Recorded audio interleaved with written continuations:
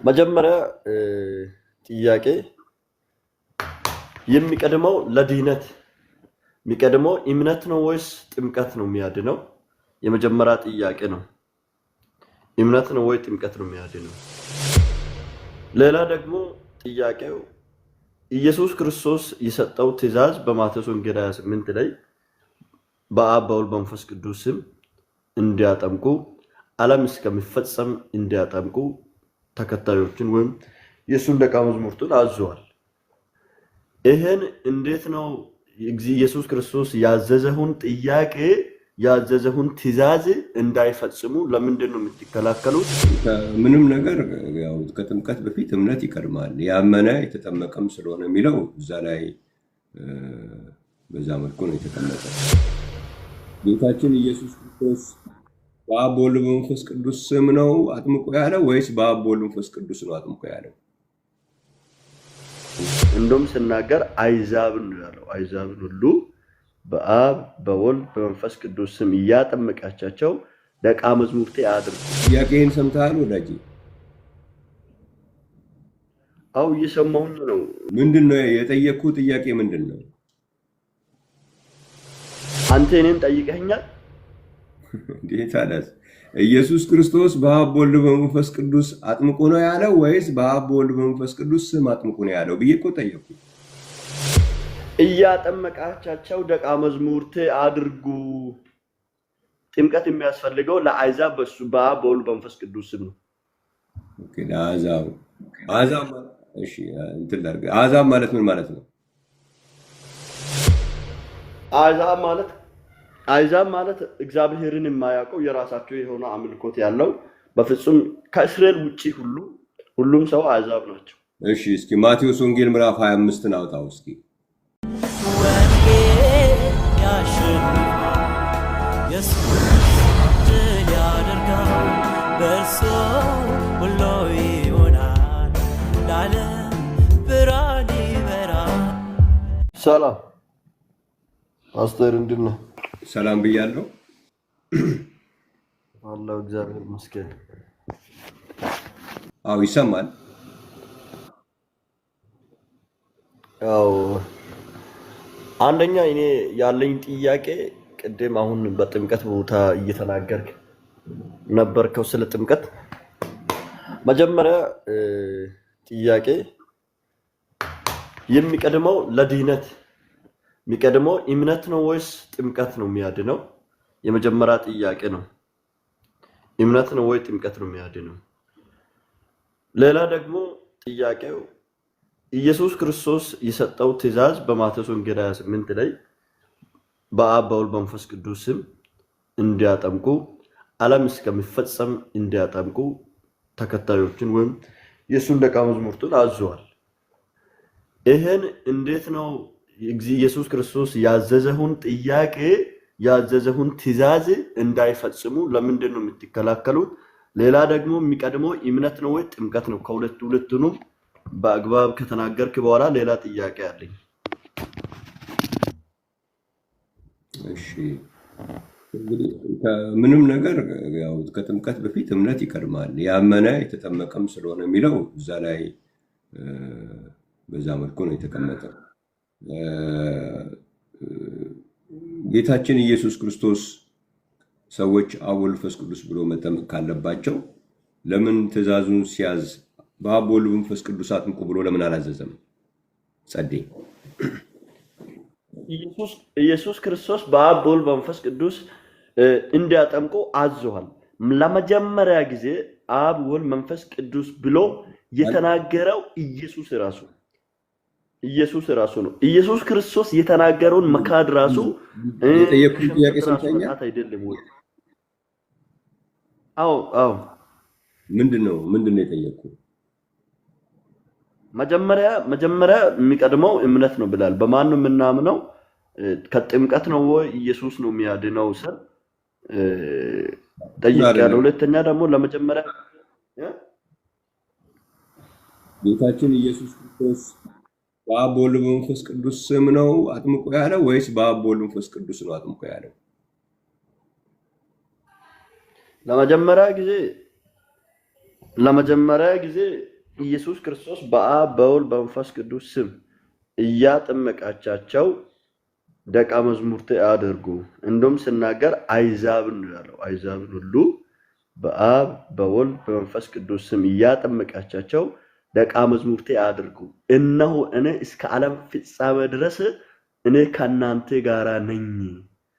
ይሄ በመንገድ ላይ የሚቆምበት ጥያቄን ሰምተሃል ወዳጄ? አው እየሰማሁኝ ነው። ለዛ ነው አሁን ይሄ ነገር ለምንድን ነው የሚቆመው? ለመጀመሪያ ጊዜ ኢየሱስ ነው አይደለም ወይ ያዘዛቸው? ዓለም ተፈጽመዋል ወይ ነው? እየሰማኸኝ አይደለም? እየሰማህ ስላልሆነ መወያየት አንችልም እኮ ወዳጄ።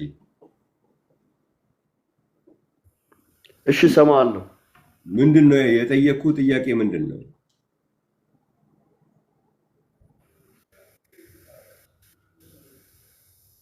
አንተ እኔን ጠይቀኸኛል? እንዴት አላስ ኢየሱስ ክርስቶስ በአብ በወልድ በመንፈስ ቅዱስ አጥምቆ ነው ያለው ወይስ በአብ በወልድ በመንፈስ ቅዱስ ስም አጥምቆ ነው ያለው ብዬ እኮ ጠየቅኩኝ። እያጠመቃቻቸው ደቀ መዝሙርቴ አድርጉ። እናው እኔ እስከ ዓለም ፍጻሜ እኔ ከእናንተ ጋር ነኝ። ይሄ ስህተት ነው ወይ ነው ጥያቄው? ነው ስህተት አይደለም፣ እውነት ነው። ዓለም እስከሚፈጸም ድረስ በአብ በወልድ በመንፈስ ቅዱስ ስም ሰዎች እየተጠመቁ እየዳኑ ይሄዳሉ ነው። ስለዚህ ስህተት አይደለም። ጥያቄ የጠየቅኩ ስህተት ነው ወይ ስህተት አይደለም ብዬ ነው እንደ የጠየቅኩ። አሁን አንተ ለምን ታወዛግበኛለህ? እኔ የጠየቅኩት እዚህ ጋር የተጻፈው ለመጀመሪያ ጊዜ ኢየሱስ አብ ወልድ መንፈስ ቅዱስ ስም እየተጠመቃቸው እያጠመቃቻቸው ደቀ መዝሙርቴ አድርጉ ብሎ የተናገረው ኢየሱስ ነው። ጥምቀት የሚያስፈልገው በአብ በወልድ መንፈስ ቅዱስ ስም ነው ብዬ ዓለም እስከሚፈጸም ድረስ ኢየሱስ ክርስቶስ እስከሚመጣ ድረስ ጥምቀት የሚያስፈልገው ለአሕዛብ በሱ በአብ በወልድ መንፈስ ቅዱስ ስም ነው። ኦኬ አሕዛብ ማለት ምን ማለት ነው? አሕዛብ ማለት እግዚአብሔርን የማያውቀው የራሳቸው የሆነ አምልኮት ያለው በፍጹም ከእስራኤል ውጪ ሁሉም ሰው አሕዛብ ናቸው። እሺ እስኪ ማቴዎስ ወንጌል ምዕራፍ 25ን አውጣው እስኪ።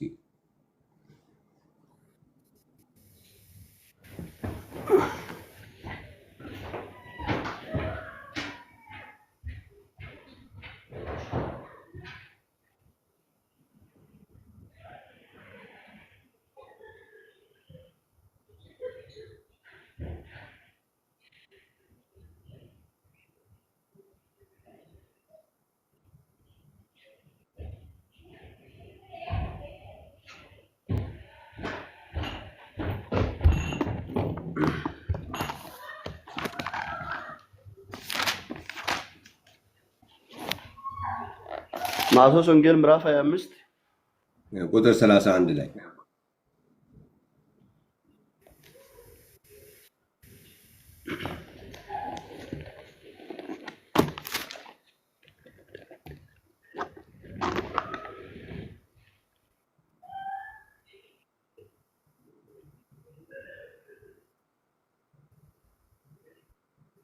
ሊያነበው እሺ የሰው ልጅ በክብር በሚመጣበት ጊዜ ከእርሱ ጋር ቅዱሳን መላእክት ሁሉ በዛን ጊዜ በክብሩ በዙፋኑ ይቀመጣል። እሺ ልቀጥል።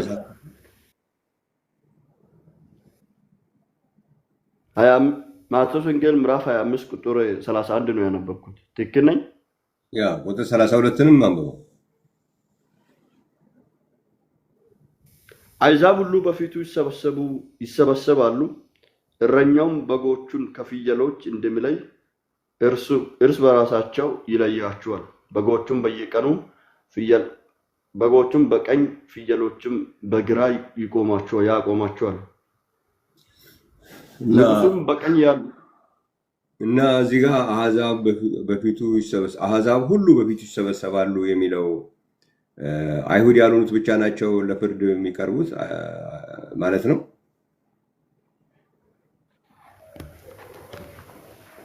አሁን እዚህ ጋር አሁን የጠየቅኩት በጥምቀት ዙሪያ ላይ ነው። ኢየሱስ ክርስቶስ አይዛብን ሁሉ በአብ በወልድ በመንፈስ በጥምቀት ዙሪያ ላይ ነው እንጂ አሁን አይዛብንና ስለ አይሁድ አይዛብ ማን ነው ስላልክ ነው። አይዛብ እግዚአብሔርን የማያውቁት ከአይሁድ ውጭ ያሉት ሁሉ አይዛብ ናቸው። እነሱ በአብ በወልድ በመንፈስ ቅዱስ ስም ነው መጠመቅ ያለባችሁት ነው ያሉት። ስለዚህ አሕዛብ ማለት ትርጉሙ አሁን ባልከው መሰረት ከሆነ እዚህ ቦታ ላይ አሕዛብ ሁሉ ይሰበሰባሉ ሲል ለፍርድ የሚቀርቡና የማይቀርቡ ሰዎች አሉ ማለት ነው። ሁሉም ሰው በእግዚአብሔር ፊት ለፍርድ ይቀርባል። አሁን ስለ ጥምቀት ነው እያወራን ያለ ነው አይደለም? ቆየኝ አሕዛብ አይ የጥምቀቱ ሳይሆን አሕዛብ ሁሉ የሚለው ትርጉም ላይ ያልከኝን እሱን ግልጽ ለማድረግ ነው። ስለዚህ አሁን እዚህ ቁጥር 32 ላይ ሁሉ ሰው ከሆነ ለፍርድ የሚቀርበው እዚህ ግን አሁን ቁጥር 32 ላይ አሕዛብ ነው ለፍርድ ይቀርባሉ የሚለው። ስለዚህ ለፍርድ የማይቀርቡ ሰዎች አሉ ማለት ነው። ሁሉም ሰው ለፍርድ ይቀርባሉ። ግን እዚህ አሕዛብ ሁሉ ነው የሚለው። ኦኬ። ስለዚህ ምንድነው ምን እንድታስተካክል መሰለ አሕዛብ የሚለው ቃል በመጽሐፍ ቅዱስ ውስጥ አይሁድ ያልሆኑትን ብቻ የሚያመለክት አይደለም። አሕዛብ የሚለው ቃል ሁሉንም ሕዝብ አሕዛብ የሚልበት ጊዜም አለ መጽሐፍ ቅዱስ ላይ። ሌላ ቋንቋ እንግሊዝኛ ቋንቋ ማንበብ ትችላለህ?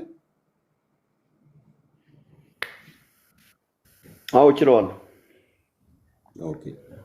ስለዚህ በእንግሊዝኛ ቋንቋ አሕዛብ አይሁድ ያልሆኑት ምንድን ነው የሚባለው በእንግሊዝኛ?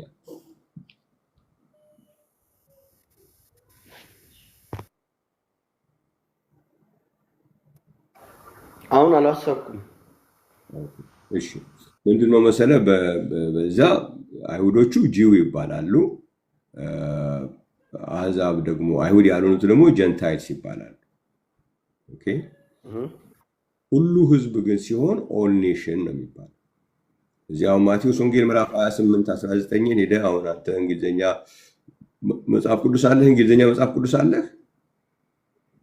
የለም። ስለዚህ ኦል ኔሽን ነው የሚለው እንጂ አይሁድ ያልሆኑትን አይደለም። በአብ ወልድ መንፈስ ቅዱስ አጥምቁ የሚለው ሁሉም ሰው ነው በአብ ወልድ መንፈስ ቅዱስ የሚጠመቀው እንጂ አይሁድ ያልሆኑት ብቻ አይደለም። በአብ ወልድ መንፈስ ቅዱስ ስም መጠመቅ ያለበት። አሁን እዚህ ጋር ኢየሱስ ክርስቶስ ሜንሽን አድርጎ የተናገረው አይዛብን ሁሉ ነው ያለው አይደለም እንዴ? አይዛብን ሁሉ ካለ አይሁድ አለ አይደለም? እስካሁን የነገርኩህ ነገር አልገባህም ማለት ነው? ገብቶኛል። አይዛብን ሁሉ በአብ በወልድ በመንፈስ ቅዱስ ስም እያጠመቃቻቸው ነው ያለው ነው ያልኩት። አሁን በመጨረሻ ኢየሱስ ስለ አይዛብና ስለ አይሁድ ይኑርና ኢየሱስ ክርስቶስ በአብ በወልድ በመንፈስ ቅዱስ ጥመቁ ያለው ሲታት ነበረ ወይ ነው ጥያቄው። የመጨረሻው ስህተት አይደለም። እንደሱ ነው ሰው መጠመቅ ያለበት እኮ ሰው በአብ በወልድ በመንፈስ ቅዱስ ስም መጠመቅ አለበት እያለ እኮ ነው ጌታችን ኢየሱስ ያዘዘው። በአብ በወልድ በመንፈስ ቅዱስ አብ ወልድ መንፈስ ቅዱስ ብላችሁ አጥምቁ ነው ያለው ወይስ በአብ በወልድ መንፈስ ቅዱስ ስም ነው ያለው? ትእዛዙ ስም ነው ያለው። ልዩነቱ ምንድን ነው? አብ ወልድ መንፈስ ቅዱስ ብሎ ቢልና በአብ ወልድ መንፈስ ቅዱስ ስም ሲል ልዩነቱ ምንድን ነው? ለምሳሌ አንተን ልጠይቅህ። እኔ አሁን ቅድም ስጠይቅ አንድ ወዳጅ አንተ አልነበርክም እንጂ ነበር ብትኖር ኖሮ። ለምሳሌ እኔ አሁን አንተን የአባትህን ስም ብጠይቅህ ማን ነው ትላለህ?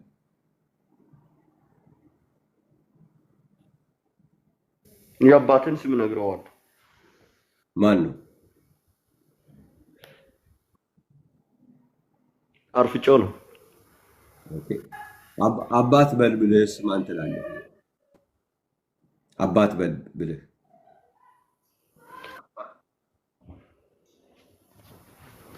አባቴ ይላሉ፣ አርፍጮ ይላሉ። አባት በል ብልህ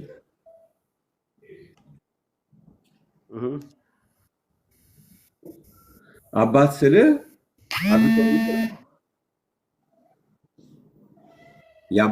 የአባት ስም ስጠይቅም አርፍጮ ነው የምትለው። አባት ስልም አርፍጮ ነው የምትለው። አልገባኝም የምጠይቀው ነገር። እሺ የአባትህ ስም ማን ነው አልኩ፣ አርፍጮ አልኩ እና ሌላ ይቅርታ። አባት በልስልስ አባት በልስልስ አባት አባት በልስል አባት ነው የምትለው አይደለም? የአባት ስም ከጠየቅኩኝ ግን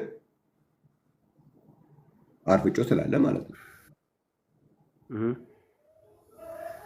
አባት በል ማለትና የአባት ስም በማለት መካከል ያለው ልዩነት ትእዛዙ ምኑ ጋር ነው ልዩነቱ ያለው? ስም የሚለው ላይ ነው። አባት በል ካልኩኝ መልሰህ አባት ነው የምትለው። በቃ የአባት ስም ካልኩኝ ግን መልሰህ የአባት ስም ብትለኝ መልስ ይሆናል።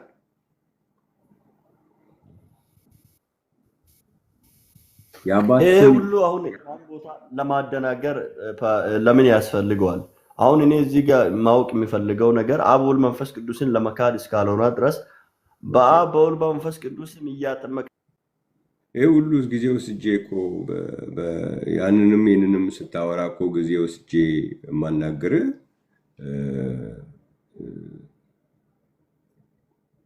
በአክብሮት ነው እንጂ ለመሳደብ አይደለም። እና እንትኑ ሲያልቅ የምትሉት ነገር ሲያልቅባችሁ ወደ ስድብ መሄድ ተገቢ አይደለም። እዚህ ጋር ትእዛዙ ምንድን ነው ነው እንጂ ማንም አሕዛብ የሚለውን አብ ወልድ መንፈስ ቅዱስንም ሁሉንም እያቀላቀልክ ስትናገር በትዕግስት እያናገርኩ ነው ያለሁት። ወደ ስድብ መሄድ ትክክል አይመጣም። ለማንኛውም ወደ አይደለም። ስለዚህ ምንድነው ትእዛዝ? አባት ብለህ ከተጠየቅ አባት ትላለህ። የአባት ስም የተጠየቀውን ትእዛዝ ማክበር አለ። ማቴዎስ ወንጌል 28 በአብ ወልድ መንፈስ ቅዱስ አጥምቆ አይልም። የማይለውን ነገር እኮ ምንም ልንረዳ አንችልም። በአብ ወልድ መንፈስ ቅዱስ ቢል ኖሮ አብ ወልድ መንፈስ ቅዱስ ብሎ ያጠምቃል። ግን ትእዛዙ ስም ይጠይቃል። ምንም ማድረግ አንችልም። አሁን ዛሬ ቢደረግ ኖሮ ትእዛዙም መሆን ያለበት ሂዱና አሕዛብን ሁሉ በአብ በወልድ በመንፈስ ቅዱስ እያጠመቃችሁ ደቀ መዛሙርት አድርጓቸው ነበረ ትእዛዙ የሚሆነው። እናንተ አሁን እንደሚባለው ቢሆን ነው። ግን የታዘዙት ሰዎች በአብ በወልድ መንፈስ ቅዱስ አጥምቁ ተብሎ አይደለም የታዘዙት። በአብ በወልድ መንፈስ ቅዱስ ስም ነው። ግልጽ ትእዛዝ እኮ ነው። ትእዛዝ ላለማክበር አሁን ልዩነቱ ያለው ትእዛዝ በማክበርና ትእዛዝ ባለማክበር መካከል ነው ልዩነቱ ያለው። የጌታ ሐዋርያት ትእዛዙን አከበሩ። ጌታችን ኢየሱስ ክርስቶስ አብ ወልድ መንፈስ ቅዱስ ብሎ ሳይሆን ያላቸው በአብ ወልድ መንፈስ ቅዱስ ስም ነው ያላቸው። አንተ አባትህ አርፋጮው የሚል ስም እያለው አብ ወልድ መንፈስ ቅዱስ ግን ስም የለውም እያልክ ትከራከራለህ። የአባትህን ስም ስጠይቅህ ለምን የአባትህ ስም አላልከኝም? አርፋጮው ከየት መጣ? ስም ስላልኩ አይደለም እንዴ? አርፋጮው እንኳን ቁም ነገር ነው ብለህ ተናገርከው። እኔም ማቴዎስ የሚባል የአባት ስም አለኝ። እኔም የአባቴን ስም ብትጠይቀኝ እኔም በቁም ነገር ማቴዎስ ብዬ መልስልሃለሁ። በአብ ወልድ መንፈስ ቅዱስ ስም ሲባል ግን የለውም። የአርፋጮው ያክል እንኳን ክብር መስጠት አልቻልክም ማለት ነው። ስለዚህ በጣም ያሳዝናል ሰዎች ያሉበት ሁኔታ። ግን ምንድነው ይህ በግለሰቦች ላይ ብቻ ሳይሆን የትምህርት ጫና ነው። ለዘመናት ሰዎች እንደዚህ እንዲሆኑ ተደርጎ እኛ እንኳን ስም እያለን አብ ወልድ መንፈስ ቅዱስ ግን ስም እንዳይኖረው ተደርጎ የተቀመጠ፣ በሐዋርያቶቹ ግን እንደዚህ ያጠምቀዋል ማለት ነው። እግዚአብሔር የተመሰገነ ይሁን። ትምህርቱን ለማጠቃለል ያክል የቁጣ ልጆች እነማን ናቸው? እግዚአብሔር ይመስገን። እነኚህ የኤፌሶን ሰዎች የቁጣ ልጆች ነበራቸው ነው የተባሉት። ለምንድን ነው የቁጣ ልጆች ነበራቸው የተባሉት? ዛሬ የምን ስለተባሉ ነው? የተወደዱ ልጆች ነው የተባሉት። እግዚአብሔር የተመሰገነ። እነኚህ የቁጣ ልጆች ነበራቸው የተባሉ የኤፌሶን ሰዎች በኢየሱስ ስም መጠመቅን የሚጸየፉ አልነበሩ። በኢየሱስ ስም መጠመቅ የሚያስጠላቸው አልነበሩ። በኢየሱስ ስም መጠመቅ የሚያንገሸግሻቸው አልነበሩ። ስለዚህ ዛሬ ሰዎችን ለራሳችንም በኢየሱስ ስም መጠመቅ እያስጠላን ሌሎች ሰዎችም በኢየሱስ ስም መጠመቅን እንዲጸየፉ ማድረግ እግዚአብሔር ይመስገን በኤፌሶን ምዕራፍ 2 ቁጥር 3 መሰረት የቁጣ ልጆች ማድረግ ነው። የቤነኝ የኤፌሶን ሰዎች ግን በጌታ በኢየሱስ ስም ለመጠመቅ ፈቃደኞች የሆኑ የኤፌሶን ሰዎች ግን ምንድነው የተባለላቸው? የቁጣ ልጆች ነበራችሁ ተባለላቸው።